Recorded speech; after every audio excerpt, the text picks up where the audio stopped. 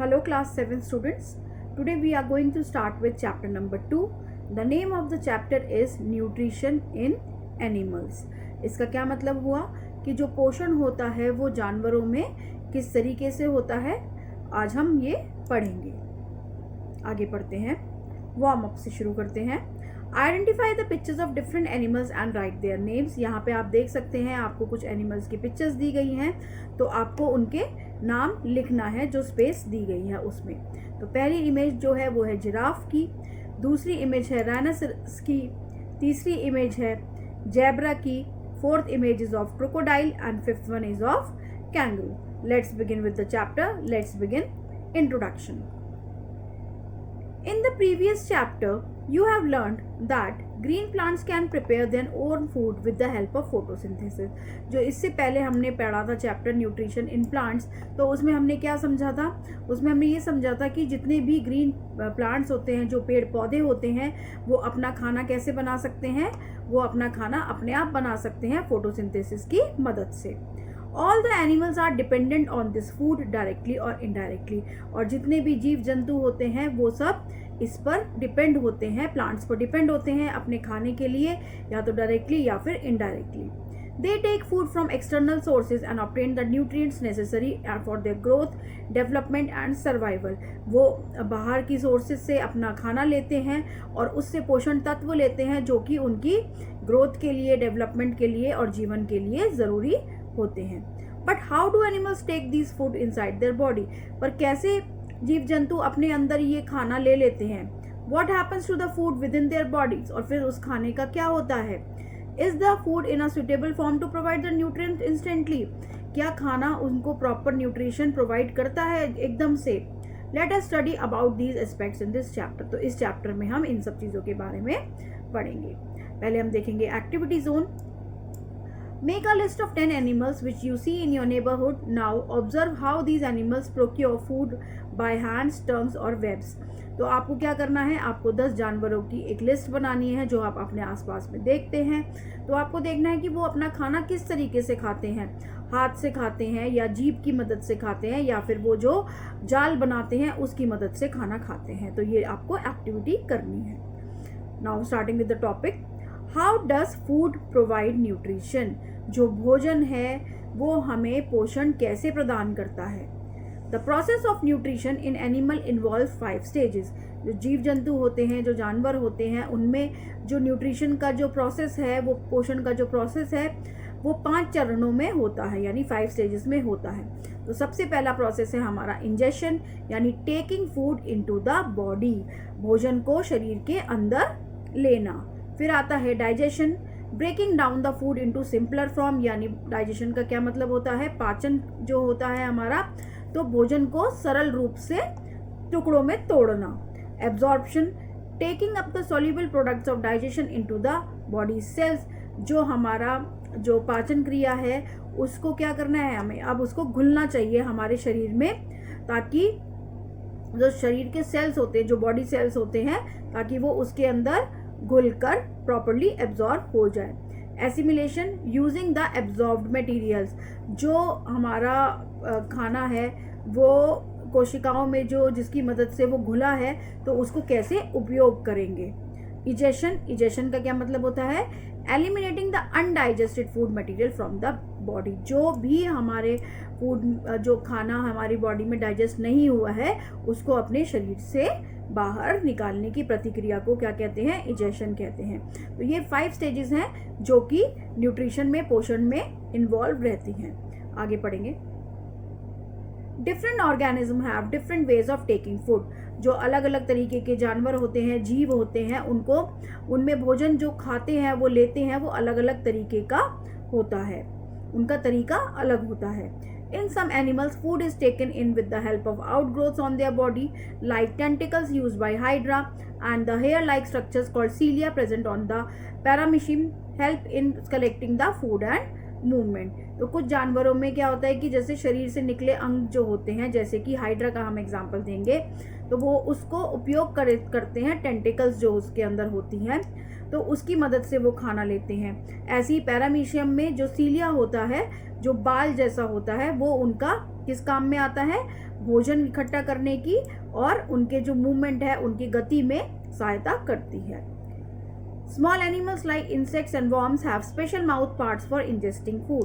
जो छोटे जानवर होते हैं या कीट मकोड़े होते हैं, उनमें भोजन ग्रहण करने के लिए विशेष प्रकार का उनका छोटा सा मुंह होता है। The mouth of a bird is modified into a beak. जो पक्षियों की जो चोंच होती है वो भोजन को पकड़ने के लिए इस्तेमाल की जाती है, which helps it to catch food, भोजन को पकड़ने के लिए, एंड टियर और क्रैक इट, या फिर उसको तोड़ने के लिए भी इस्तेमाल की जाती है। The beaks of birds are different depending on the kind of food they eat. जो उनकी चोंच होती हैं वो अलग अलग तरीके की होती हैं, अलग अलग प्रकार की होती हैं। वो निर्भर करता है कि वो किस तरीके का खाना खाती हैं। Snake swallow their whole food. और जो सांप है वो अपना खाना पूरा का पूरा निगल जाता है, वो अपना भोजन पूरा का पूरा निगल जाता है। अब हम पढ़ेंगे process of nutrition in amoeba. Amoeba में पोषण की प्रक्रिया क्या होती है? Amoeba proteus lives on the bottom of the shallow lakes and ponds. जो अमीबा प्रोटियस होती है तो वो झीलों, जो भी जितनी झील होती हैं, तालाब होते हैं, उनके सतह पर पाया जाता है। It feeds on microscopic organism such as smaller protozoa and algae. तो वो किस पर डिपेंडेंट होती है खाने के लिए? वो जो सूक्ष्म जीव होते हैं, जैसे कि हमारे प्रोटोजोआ है, एल्गी है, उसको खाकर वो जीवित रहता है। क्या रहता है? एमीबा जीवित रहता है। The ingestion of food takes place through the body surface of the amoeba. तो जो हमारी पहली स्टेज थी, जो इंजेक्शन है, तो वो कैसे होती थी? वहां पर उसमें खाना जो है उसकी बॉडी सरफेस से उसको मिलता है। Prey is enclosed in a food vacuole with a little of water by the action of pseudopodia flowing around the food item.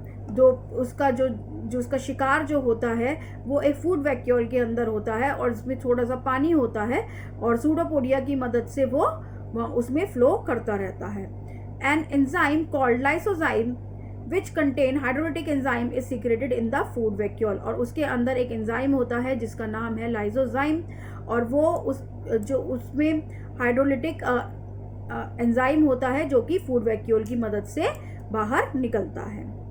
This act as digestive enzyme on the prey. और ये pray जो है, शिकार जो है, उसमें किस का काम करता है? ये एक डाइजेस्टिव एंजाइम की तरह काम करता है। Prey is digested into 2 phases, first in the acidic and then goes into the एल्काइन फेज। तो जो पहला जो प्रे है, जो उसने शिकार किया है जिस चीज़ का, वो 2 phases में जाएगा। पहला जो होगा वो एसिडिक होगा और फिर उसके बाद एल्कलाइन फेज में वो जाएगा। आगे पढ़ेंगे। The product of digestion are absorbed into the cytoplasm and undigested remains are discharged at the surface of the amoeba। तो जो भी प्रोडक्ट्स होते हैं जो हमारे पाचन क्रिया के दौरान एब्जॉर्ब होते हैं, तो वो कहाँ पर जाते हैं? साइटोप्लाज्म में। और जो अपचित होते हैं, जो यानी डाइजेस्टेड नहीं होते, अनडाइजेस्टेड रिमेन्स होते हैं, वो अमीबा की सतह से डिस्चार्ज हो जाते हैं। अब हम आगे पढ़ेंगे हाइड्रा के बारे में। Hydra is a simple multicellular animal. It has a number of tentacles around its mouth which are used for ingestion of food। जो हाइड्रा है वो बहुत ही ज़्यादा एक छोटा और एक सरल बहुकोशीय जीव है, यानी मल्टी सेलुलर है। और इसके पास क्या होता है? इसके मुंह के पास बहुत सारे टेंटिकल्स होते हैं, जो कि किस काम में आते हैं? भोजन ग्रहण करने के काम में आते हैं, खाना अंदर लेने के काम में आते हैं। The tentacles entangle small aquatic animals and kill them with their stinging cells। जो टेंटिकल्स होते हैं वो क्या करते हैं? छोटे जल जीवों को पकड़ लेते हैं और अपने डंक मारने के क्या करते हैं? डंक मारने वाली जो उनके सेल्स होते हैं उनसे उनको मार देते हैं। आप देख सकते हैं यहाँ पर डायग्राम के द्वारा भी जब समझाया गया है। They then push them into the mouth inside the food inside the body cavity। फिर वो क्या करते हैं कि उसको अंदर डाल देते हैं और मुंह के अंदर डाल देते हैं और मुंह से बॉडी कैविटी के अंदर वो चला जाता है। The digestive juices secreted by the surrounding cells help to digest the food. और जो डाइजेस्टिव जूसेस होते हैं वहाँ पे जो निकलते हैं उसके बाद से, तो उसमें क्या होता है कि वो डाइजेशन में, पाचन क्रिया में मदद करते हैं। क्या करते हैं? पाचन क्रिया में मदद करते हैं। It is absorb through the cavity walls and assimilated in the sales.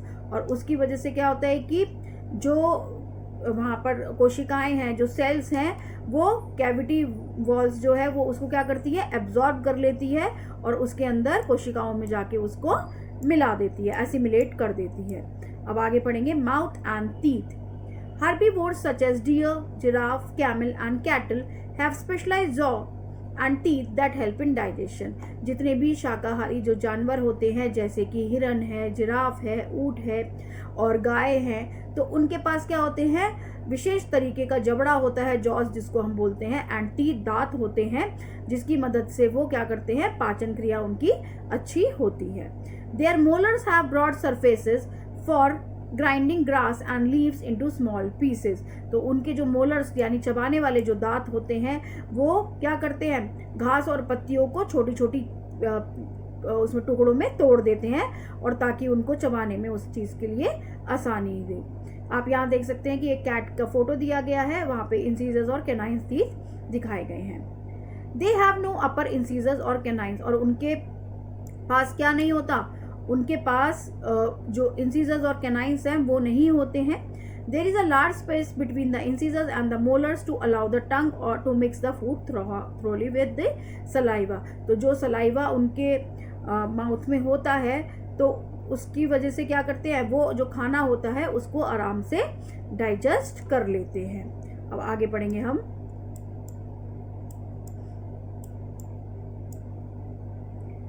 Carnivorous have a strong jaw for capturing and tearing prey. तो जितने भी मांसाहारी जानवर होते हैं उनका जो जबड़ा होता है, जो दांत होते हैं, वो बहुत ज़्यादा मजबूत होते हैं ताकि वो क्या करें, अपने शिकार को पकड़ लें और उसको फाड़ दें यानी टीयर कर दें। They have incisors for biting, और उनके पास क्या होता है, उनके पास इंसीजर्स होते हैं काटने के लिए, जो आगे वाले दांत होते हैं उनको हम इंसीजर्स कहते हैं। They have incisors for biting, long canines for seizing prey and a pair of specialized premolars and molars called carnassials for slicing up the flesh into chunks।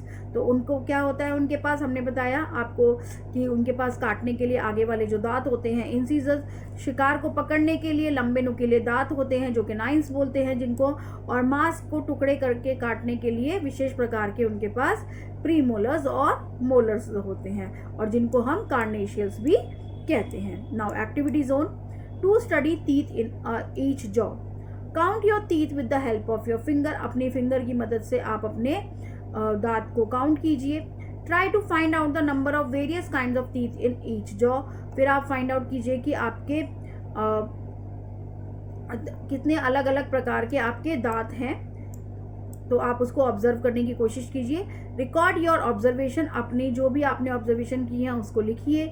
Now ask your parents about the number and types of teeth they have. फिर आप अपने माता पिता से उस बारे में बात कीजिए और उनसे पूछिए कि आपके दांतों की संख्या क्या है। Did you find any difference, आपको ऐसा कुछ लगा यहाँ पर कि कुछ डिफरेंस है, तो जो भी डिफरेंस आप महसूस करेंगे तो वो आपको अपनी ऑब्जर्वेशन के अंदर लिखना है। आगे पढ़ेंगे। In human beings, as in other animals, the teeth help in breaking food into pieces by cutting and chewing and making it digestible।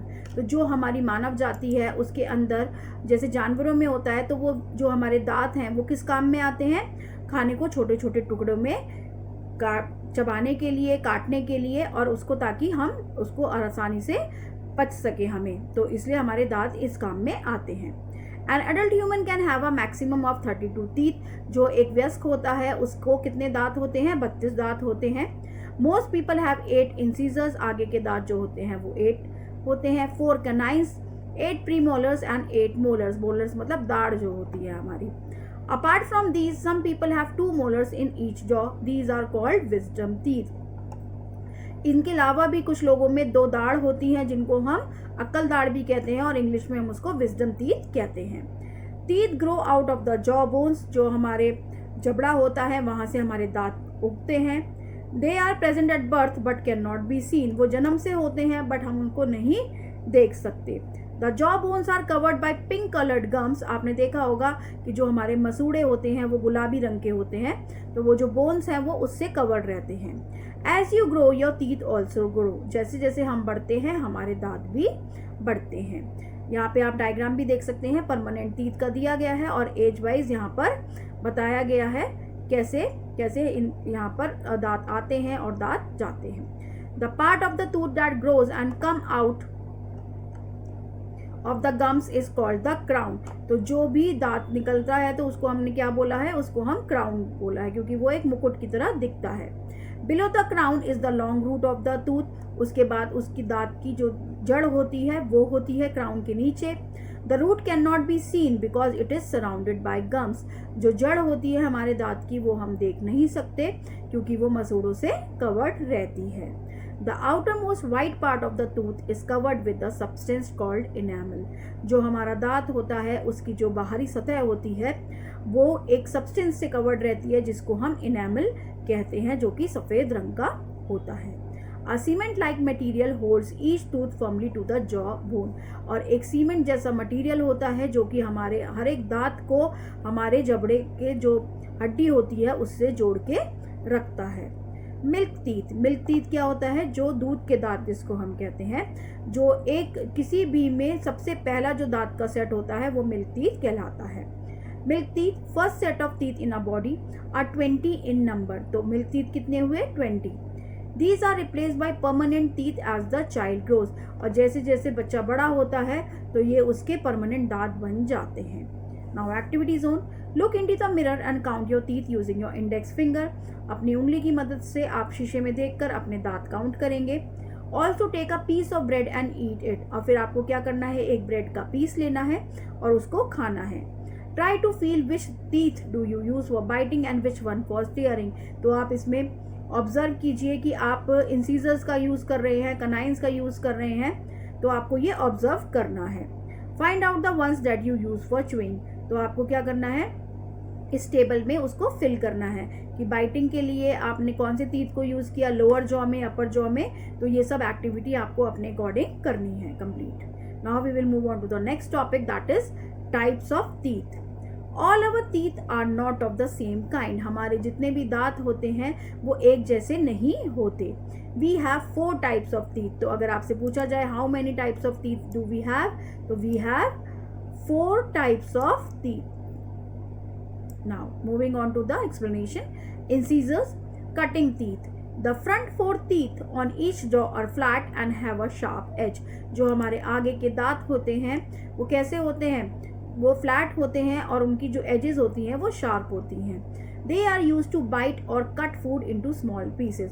तो वो हमारे खाने को काटने के लिए और क्या करने के लिए, जो भी हम खाना खाते हैं उसको टुकड़ों में तोड़ने के लिए काम में आते हैं। नाउ कैनाइंस होते हैं हमारे tearing teeth. On both sides of the incisors on each jaw is a sharp pointed tooth called canine. आपने देखा होगा कि आपके दोनों दांतों की तरफ कुछ नुकीले दांत होते हैं तो वो कैनाइन कहलाते हैं। और कैनाइन टीथ जो होते हैं वो भी खाने को तोड़ने के काम में आते हैं। Now premolars, grinding teeth. These are broad and flat teeth. ये फ्लैट होते हैं और ये क्या करते हैं, ये हमारे खाने को चबाने के काम में आते हैं। इनका नाम ग्राइंडिंग टीथ है। They grind food and convert it into fine pieces. हम अपना खाना चबाते हैं और वो छोटे छोटे बिल्कुल चूरे में बदल जाते हैं। There are 2 premolars next to each canine. और कैनाइन के पास 2 प्रीमोलर्स होते हैं। नाउ मोलर्स यानी दाढ़। The remaining teeth in the jaw are also broad and flat. The last 2 or 3 teeth on both sides of each jaw are the called molars. जो भी हमारे जबड़े में आखिरी 2 या 3 दांत होते हैं वो हमारे मोलर्स कहलाते हैं। और ये किस काम में आते हैं, these teeth are also used to crush and grind food. तो ये भी हमारे खाने को छोटे छोटे टुकड़ों में और चबाने में काम आते हैं। Now toothache and gum disease यानी दांत का दर्द और जो हमारे मसूड़ों में जो बीमारी हो जाती है उसके बारे में हम आपको बताएंगे।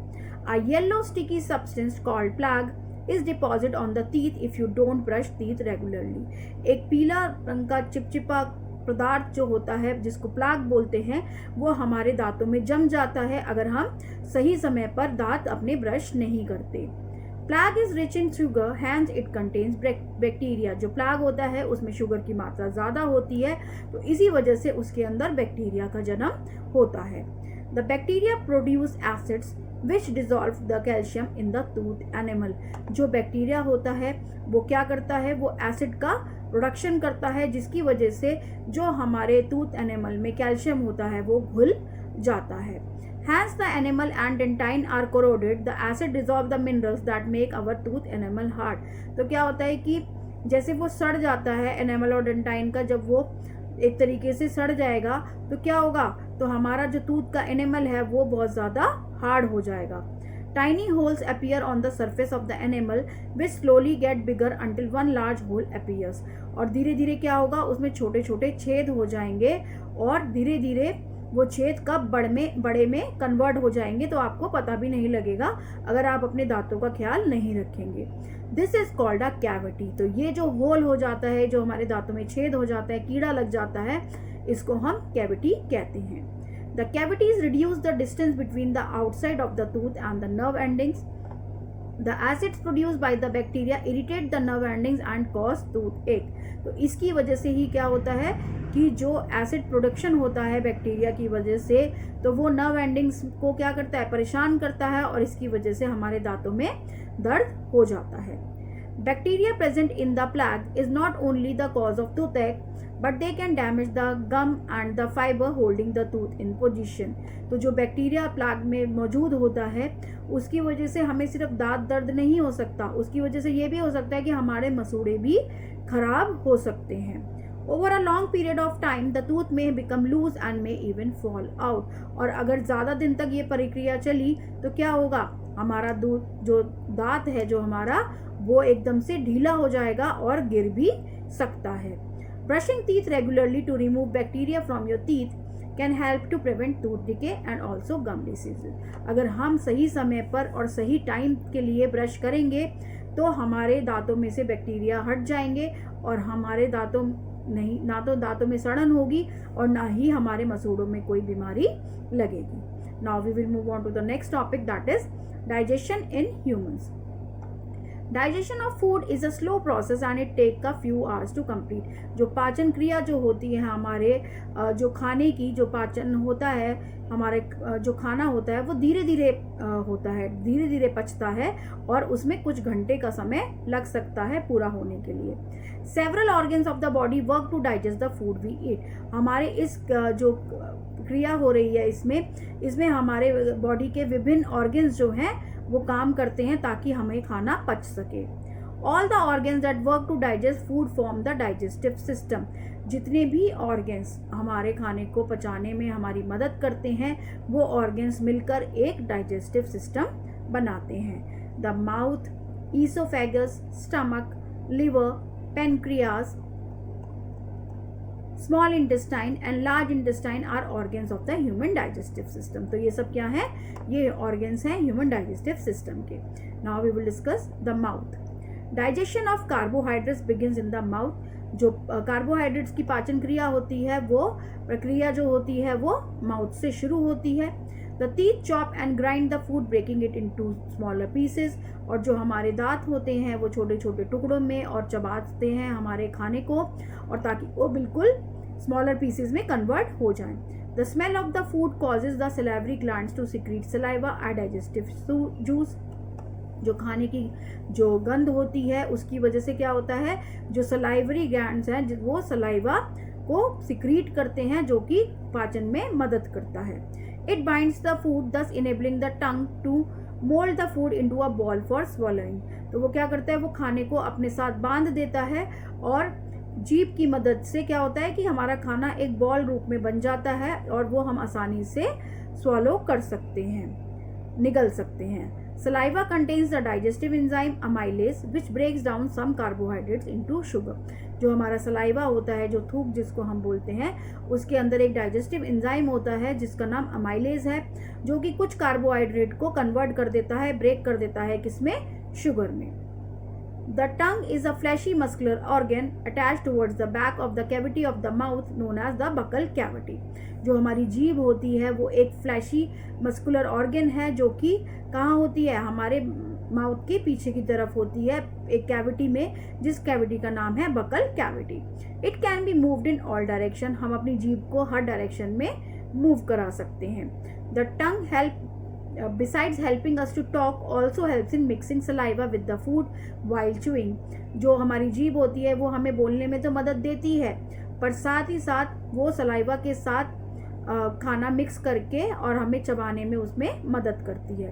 टंग also help swallow the food, और हमें खाना निगलने में भी मदद करती है. Tongues help in tasting the food, और टंग हमें जो खाना हम खाते हैं उसका स्वाद कैसा है वो भी हमें बताने में मदद करती है. It has taste words which identifies various taste of food. इसमें टेस्ट वर्ड्स होती हैं, जैसे कि हमें पता लगता है कि ये खाना कैसा है, मीठा है, नमकीन है, खट्टा है, कड़वा है. To know about the position of taste words let us perform the given activity. हम इसमें एक एक्टिविटी करेंगे बाद में. अब हम बताएंगे आपको द ईसोफेगस और फूड पाइप के बारे में. Oesophagus is a muscular tube connecting the throat to the stomach. जो हमारा गला होता है, आप यहाँ पर पिक्चर में भी देख सकते हैं, एक मस्कुलर ट्यूब है, उससे कनेक्ट रहती है. वो किससे? हमारे जो गले की जो पाइपलाइन होती है उससे, और वो पेट से कनेक्टेड रहती है. When food passes into the esophagus, the opening of the windpipe is closed. जब खाना ईसोफेगस में पहुंचता है तो जो विंड पाइप की ओपनिंग होती है वो बंद हो जाती है. Food is pushed into the stomach by the muscular movement of the oesophagus. जो उसका मस्कुलर मूवमेंट होता है उसकी मदद से खाना पेट में चला जाता है. अब हम बताएंगे स्टमक के बारे में. स्टमक यानी पेट हमारा. The stomach is a bag like organ made up of, एक बस्ते की तरह, एक बैग की तरह, एक थैले की तरह एक ऑर्गन होता है हमारा stomach, made up of muscles, जो कि मसल से बना हुआ होता है. The walls of the stomach are lined with a membrane called mucosa, और उसके अंदर एक जो वॉल्स होती हैं उसकी, वो एक मेम्ब्रेन के जरिए लाइंड रहती हैं, उसका नाम है म्यूकोसा. म्यूकोसा का क्या काम होता है? The mucosa secretes mucus which protects the lining of the stomach. वो स्टमक की जो लाइनिंग होती है उसको बचाता है. Food is churned and made it into a paste. हमारा जो खाना है वो बिल्कुल एक पेस्ट की तरह बन जाता है. The glands present in the stomach wall secrete gastric juices, और जो उसमें पेट में हमारे जो ग्लैंड्स प्रेजेंट होते हैं वो गैस्ट्रिक जूसेस को सिक्रीट करते हैं. Gastric juices contain enzymes and hydrochloric acid, और उसमें होता है एंजाइम और HCl यानी hydrochloric acid. Hydrochloric acid in the stomach destroy bacteria and acidifies the food.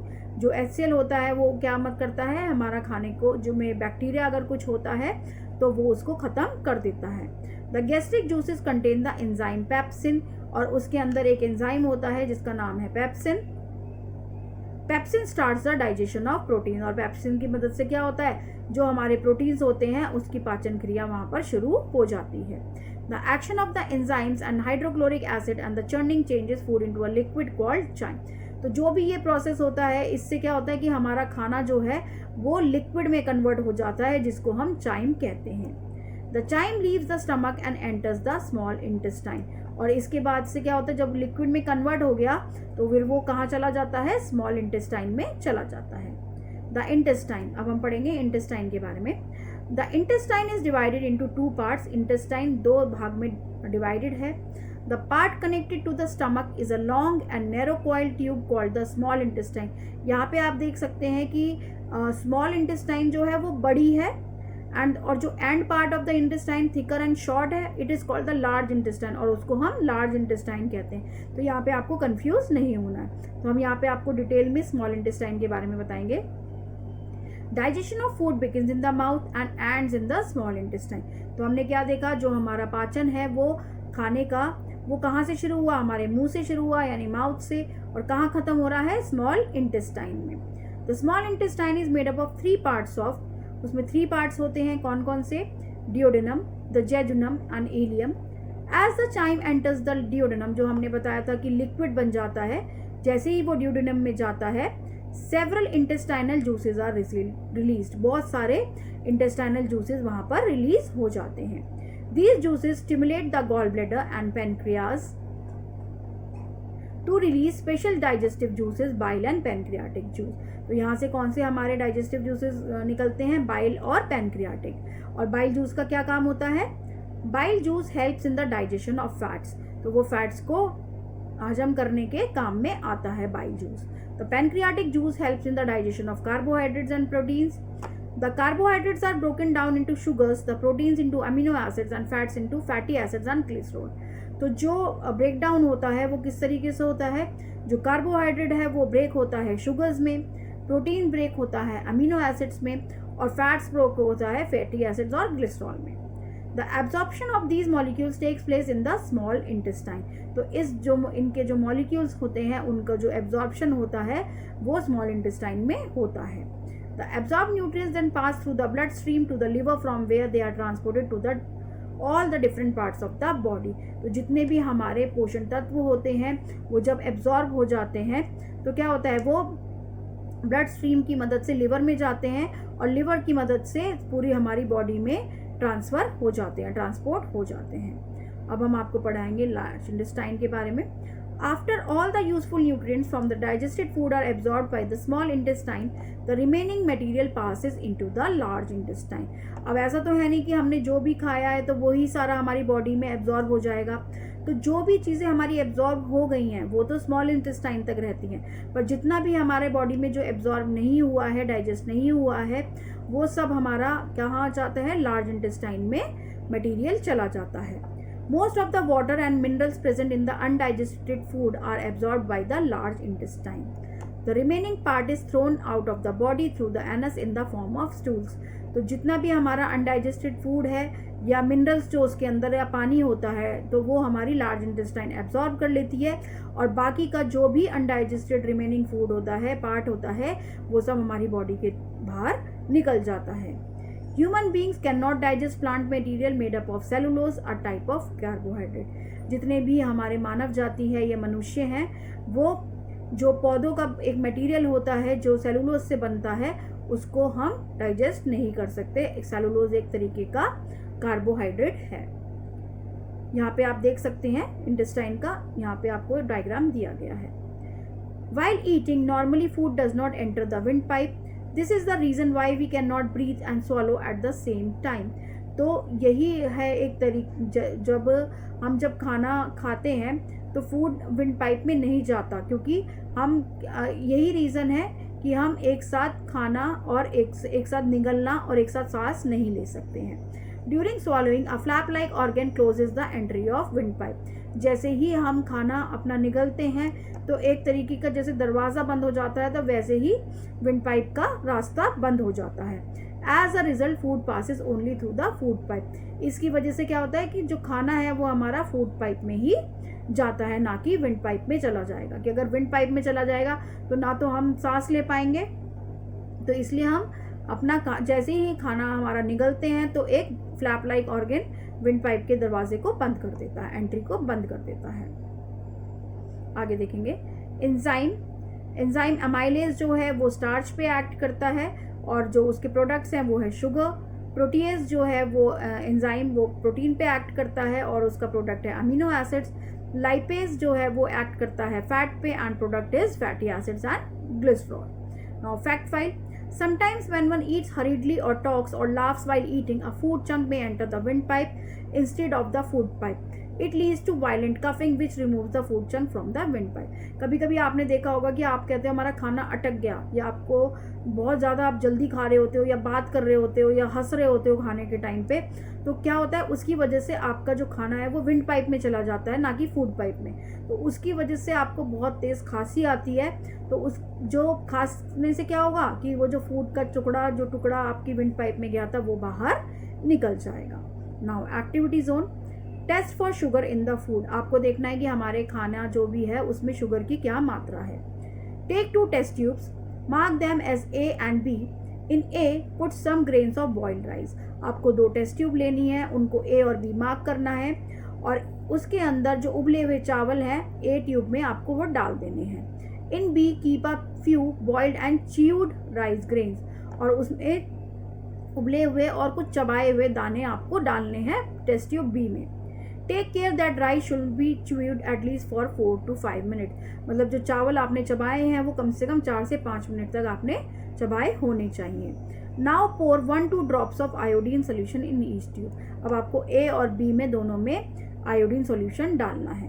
What do you absorb? In A the rice grains turn blue black. जो rice grains थे ए tube में जिसमें हमने बॉइल्ड डाले थे वो ब्लू ब्लैक बन जाता है. In B the grains turns reddish brown to yellow, reddish brown to yellow हो जाता है. तो इसका क्या मतलब हुआ? The boiled grains contain starch which turn blue black with iodine. The boiled and chewed grains have sugars instead of starch due to the digestion in the mouth. तो हमने क्या समझा कि जब डाइजेशन होता है तो उसमें हमें क्या मिलता है, उसके अंदर शुगर कन्वर्ट हो जाती है. The sugar do not give blue black colour with iodine. और शुगर की एक प्रॉपर्टी होती है कि वो आयोडीन के साथ ब्लू ब्लैक कलर नहीं देती है. This activity can be perform with a boiled potato also. तो उबले हुए आलू के साथ भी आप ये एक्टिविटी कर सकते हैं. How the working of the stomach was known. अब ये इस तरीके से कि खाना ऐसे जाता है, इस तरीके से पेट में पचता है, फिर ये साइकिल होती है, तो ये कैसे पता लगा? तो ये पढ़ेंगे हम. The working of the stomach was discovered accidentally. अचानक से ही इसके बारे में पता लगा. It was in 1822 a man named Alexis Saint Martin was shot in the chest. तो उनको गोली लगी. Though the bullet did not pierce the lungs or heart, it made a hole in the chest. उनके जो गोली थी वो lungs और हार्ट में नहीं लगी, बट उसकी जो छाती थी वहाँ पर एक छेद हो गया. As in the stomach, he was taken to an American doctor. फिर उनको एक अमेरिकन डॉक्टर के पास लेके गए जिनका नाम था William Beaumont. The doctor save the patient but could not close the hole properly. उन्होंने जो पेशेंट था उसको तो बचा लिया, बट जो छेद था उसको बंद नहीं कर पाए. He was curious to know what went on inside the stomach. क्योंकि वो बहुत ज़्यादा क्यूरियस थे, बहुत ज़्यादा उत्सुक थे ये जानने के लिए कि अंदर क्या हुआ पेट में. The doctor observe what happened inside the stomach. He made careful note of everything. उन्होंने हर चीज़ को नोट किया. He saw the churning of food inside the stomach. उन्होंने देखा कि कैसे हमारा खाना अंदर मिक्स हो रहा है. He could also see the wall of the stomach secreting a fluid which digested the food taken by him. उन्होंने ये भी देखा जो स्टमक की वॉल होती है उससे एक फ्लूइड, एक तरल पदार्थ निकल रहा है. He also saw that pyloric end of the stomach opens into the intestine and how the digested food passed into the intestine. उन्होंने ये भी देखा कि स्टमक के आखिर से एक इंटेस्टाइन में कैसे जाता है और जो हमारा खाना पच जाता है वो इंटेस्टाइन में कैसे चला जाता है. From this discovery further progress as to how the intestine work gradually came to be known. तो इसके बाद से स्टमक में जो भी क्रियाकलाप होते हैं वो सब जानकारी में आ गए. तो कैसे क्या पता लगा उन्हें कि लिवर जो है वो बाइल जूस सिक्रीट करता है, पेनक्रियाज जो है वो सिक्रीट करता है इंसुलिन और ग्लाइकोजन, और एनस जो है वो faeces is given out through the जो भी हमारे बॉडी का रिमेनिंग मटेरियल होता है उसको बाहर निकालने की मदद करता है. Now next topic is oral rehydration solution. Person suffering from diarrhoea pass lots of water along with stool. ORS आपने सबने सुना होगा. तो क्या होता है कि जब किसी भी इंसान का बहुत ज़्यादा पेट खराब हो जाता है तो क्या होता है कि उसकी बॉडी से बहुत ज़्यादा फ्लूइड्स लॉस हो जाते हैं. Excessive loss of water from the body can be fatal. और पानी का अपने शरीर से बहुत ज़्यादा निकलना ये बहुत ज़्यादा हानिकारक हो सकता है. Such person should be given ORS. तो ऐसे इंसान को जिसके साथ ऐसी दिक्कत हो गई है उसको हमें ORS देना चाहिए, यानी oral rehydration solution. ORS is made from boiled but cooled water with a pinch of salt and some sugar dissolved in it. तो ORS बनता कैसे है? पहले हमें पानी को उबालना है, फिर उसको ठंडा करना है, ठंडा करके उसके अंदर नमक और कुछ थोड़ी सी चीनी डालनी है और उसको मिक्स कर देना है. तो ये है ORS बनाने का तरीका. Now next topic, how do grass eating animals digest food. अभी हमने आपको हाइड्रा के बारे में बताया और चीज़ों के बारे में बताया कि बर्ड कैसे करती है, फिर हमने ह्यूमंस का बताया. अब जो ग्रास ईटिंग एनिमल्स हैं जैसे कि हमारी काउ, डियर, शिप, तो ये क्या करते हैं, ये अपना खाना कैसे हजम करते हैं, कैसे पाचन होता है इनकी बॉडी में, तो वो हम आपको बताएंगे. Animals such as cows, deer, sheep, goats, buffaloes, camels and yaks can digest grass and leaves because they have a specialised digestive system. उनका एक अलग तरीके का पाचन जो सिस्टम होता है, पाचन यंत्र होता है. These animals have a 4 chambered stomach. और उनका जो स्टमक है वो 4 chambered है. First chamber is called the rumen और पहला चैम्बर ह्यूमन कहलाता है. Animals like the deer, cows, giraffes and goats eat quickly and store large amount of grass in the rumen.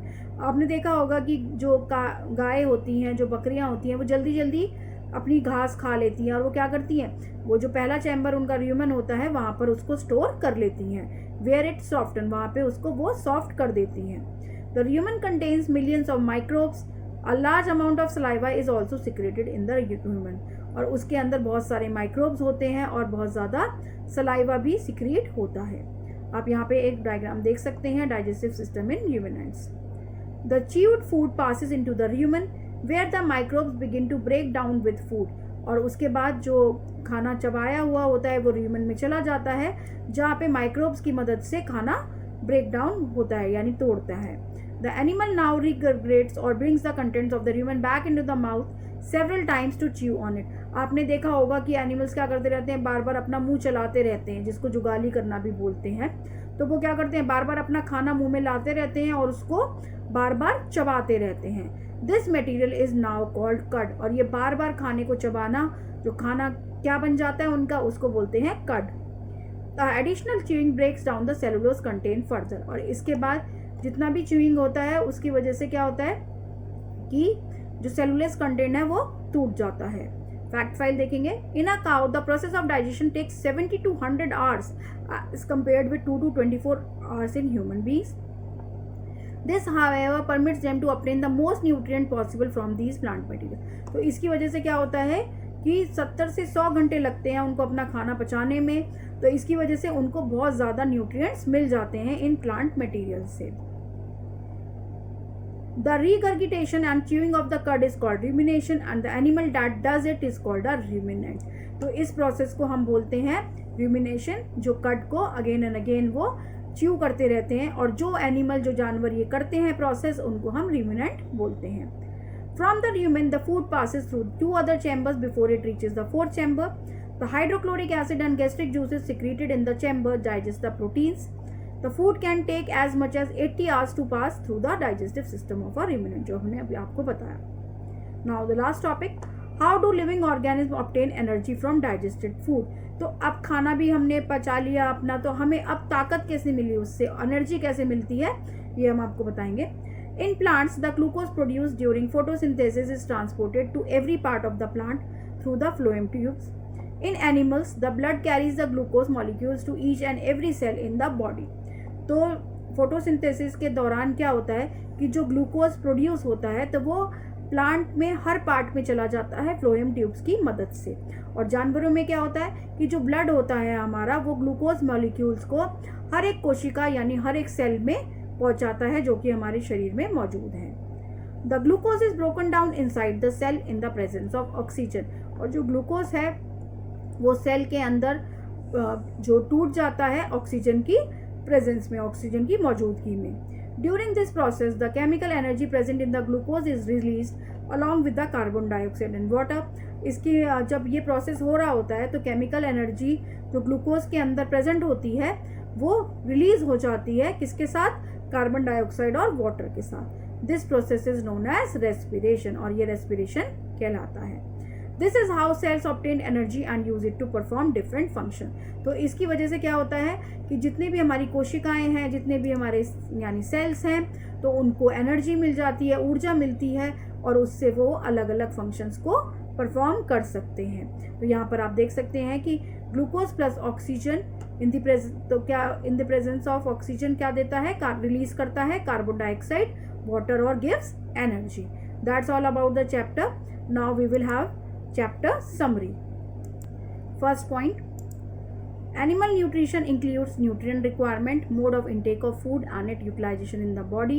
जो भी जीव जंतु का पोषण होता है उसके अंदर कि उसमें क्या क्या उनको पोषण तत्व चाहिए होते हैं, वो कैसे खाना अंदर अपने लेते हैं और उनकी बॉडी कैसे उसको इस्तेमाल करती है, वो सब एनिमल न्यूट्रिशन में आता है.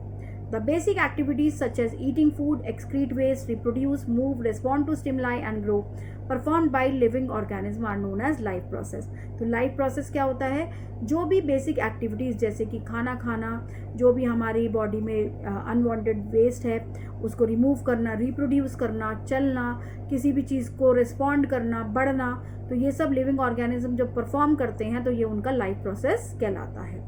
There are 5 main processes concern with the use of food by animals, जो कि ingestion, digestion, absorption, assimilation and egestion.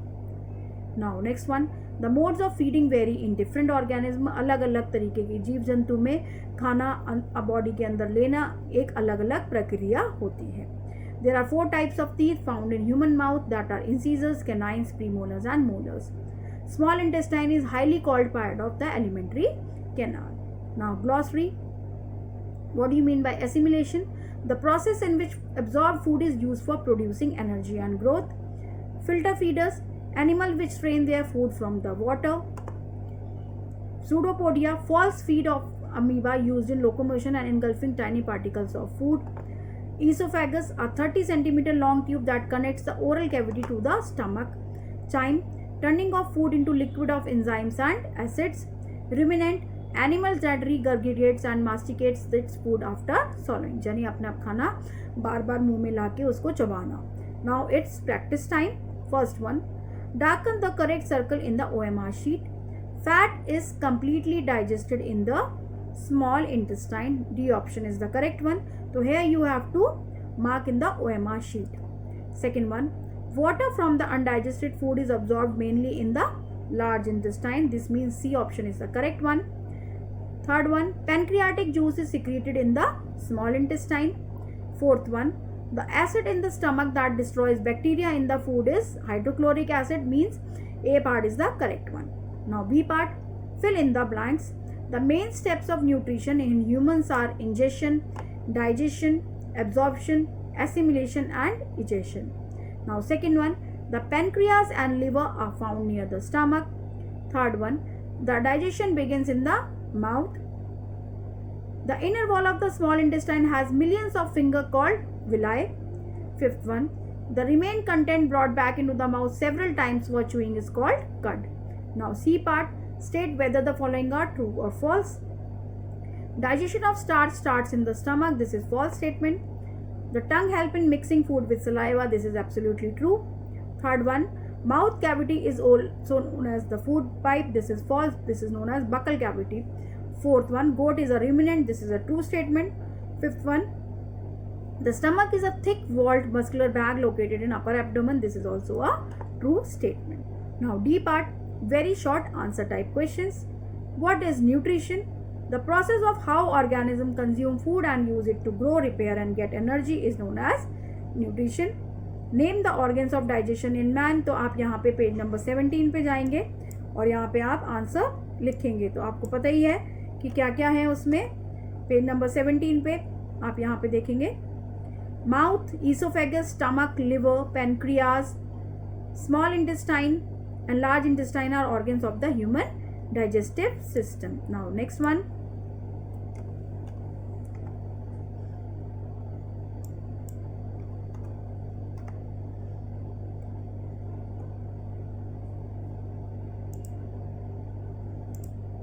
now third one, what is holozoic nutrition? Holozoic nutrition is a type of heterotrophic nutrition that involves the intake of complex organic matter either as solids or liquids. What is assimilation? हमें glossary में दिया गया है, आप वहाँ से देखेंगे. Now briefly explain the process of digestion in ruminants. तो इसमें आप स्टेप बाय स्टेप लिखेंगे कि उनका 4 चैम्बर्ड होता है. फिर आप यहाँ पर मैंने पेज नंबर भी मेंशन किया है, तो आप यहाँ पर लिख सकते हैं पेज नंबर 19 और 20 से. तो इसमें आप बताएंगे कि वो कैसे अपना फूड च्यू करते हैं, स्वालो करते हैं, जो कि र्यूमन में चला जाता है. फिर उसके बाद वो उसको रीच्यू करते हैं, उसको कट बोलते हैं. तो ये सब आपको बताना है र्यूमिनेंट्स का. Now second one, right the function of bile in the digestion of food. तो बाइल क्या है? जो बाइल है वो लिवर के द्वारा प्रोड्यूस किया जाता है, जो कि फैट्स को डाइजेस्ट करने के काम में आता है. It emulsifies fats, breaking them down into smaller droplets, making them easier to digest and absorb. Now third one, what is ORS? आप oral rehydration solution लिखेंगे इसमें पूरा. और how it can be prepared? तो इसमें आप लिखेंगे कि first water is boiled and then cooled and then add salt and sugar. और फिर आप लिखेंगे कि ये डिहाइड्रेशन को ट्रीट करने के काम में आता है, जो कि डायरिया या वॉमिटिंग की वजह से होता है। Now fourth one, describe the nutrition in amoeba with the help of suitable figure. यहाँ पे आपका डायग्राम दिया गया है तो आप उसी से लिखेंगे।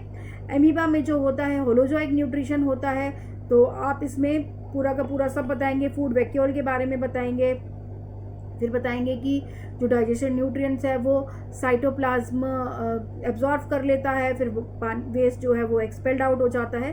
तो ये सब आपको फोर्थ में बताना है, ये हम डिस्कस करेंगे। Long answer type questions. Now F part, first part, describe the process of digestion in human, draw label diagram of the human digestive system. आपको हमने बताया था कि एक ह्यूमन डाइजेस्टिव सिस्टम का डायग्राम इस चैप्टर में दिया गया है, तो आपको वो ही लिखना है।